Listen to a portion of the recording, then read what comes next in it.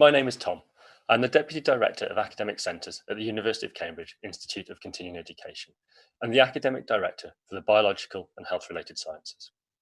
Thank you for joining me on the second of two bite-sized videos in which I introduce 4 viral pandemics to give you an insight into 2 of the areas of study that we offer at the Institute: the study of infectious diseases and the study of immunology.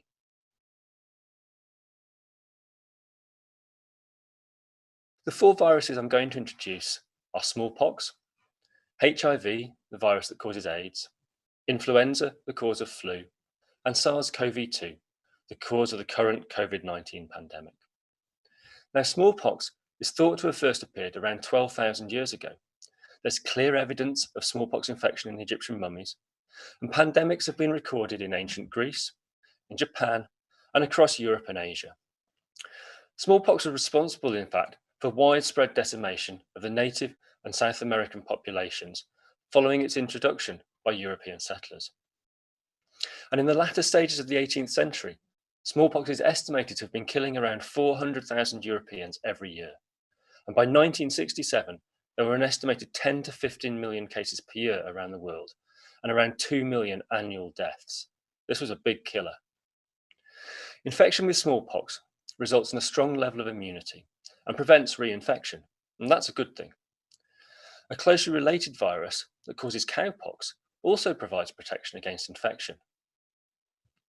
The work of the British doctor Edward Jenner established that cowpox is a valid protection against smallpox and enabled the development of an effective smallpox vaccine.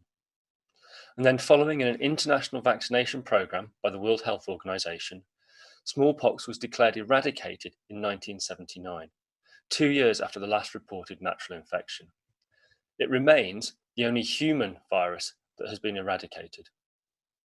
HIV, or human immunodeficiency virus, is a much newer threat. The HIV-1 virus was first identified in 1983 by Luc Montagnier's team at the Pasteur Institute in Paris, a feat that Montagnier and his colleague François Barré-Sinoussi were awarded the Nobel Prize in Physiology and Medicine for in 2008. Robert Gallo and colleagues at the National Cancer Institute in Bethesda subsequently established the connection between HIV and AIDS.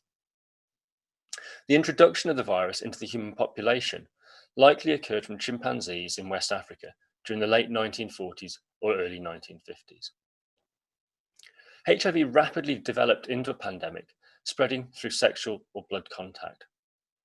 And educational programs encouraging safe sex practices and discouraging needle sharing between drug users have, along with a range of drug treatments, helped to suppress the pandemic. However, recent figures from the United Nations AIDS Programme show that to the end of 2018, over 70 million people have been infected with HIV, and so far 30 million of these have died. In 2018 alone, there were nearly 2 million new infections and around 750,000 deaths. HIV and AIDS is still a big problem. Part of the danger with HIV is that the virus targets our own immune system, and it can hide from immune detection, and it undergoes rapid mutation and variation that reduces the effectiveness of drug treatments. This has also inhibited the production of a successful vaccine. HIV remains a worldwide threat. Influenza, at least until this year, was the classic pandemic virus. The Spanish flu of 1918 is routinely mentioned in discussion of pandemic infections. Influenza is an RNA virus and has a genome split into separate segments, rather than a single continuous piece of nucleic acid. Every time the virus replicates, it makes mistakes and it acquires mutations. Some of these make it harder for our immune system to recognize the virus, and this is known as antigenic drift. It is the reason why we do not develop lifelong immunity against influenza, and why annual doses of the flu vaccine are important in maintaining protection. There are strains of influenza that infect other species, such as ducks and also pigs. And these are commonly known as avian and swine flus. Importantly, these strains can swap segments of their genomes with human influenza in a process known as antigenic shift. When the viral surface proteins, hemagglutinin and neuraminidase, are swapped, this creates a new virus to which we have no immune memory. These viruses are the ones that have the potential to become pandemic. The coronavirus, SARS-CoV-2, likely originated as a zoonotic infection, jumping to humans from a wild species of animal. It is not a natural human pathogen, and this is part of the problem. With human-to-human spread rapidly occurring in an immunologically naive population, SARS-CoV-2 rapidly became a pandemic. The elderly and people with pre-existing medical conditions have suffered particularly badly and have carried the burden of deaths so far. As we look around the world, we see different approaches to containing the virus, some more effective than others.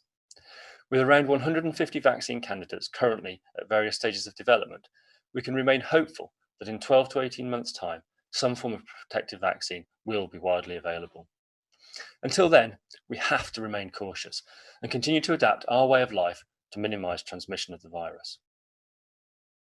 If you are interested in finding out more about our courses, please visit our website. For the 2020 to 21 academic year, we are offering undergraduate certificates in both infectious diseases and in immunology. These are part-time courses and they're taught at the level of first-year undergraduate study. They're also going to be delivered remotely, meaning that they're accessible to anyone throughout the world. Other options in the life sciences include a certificate in genetics and a diploma in evolutionary biology, meaning that regardless of your interest, there may be something of interest for you.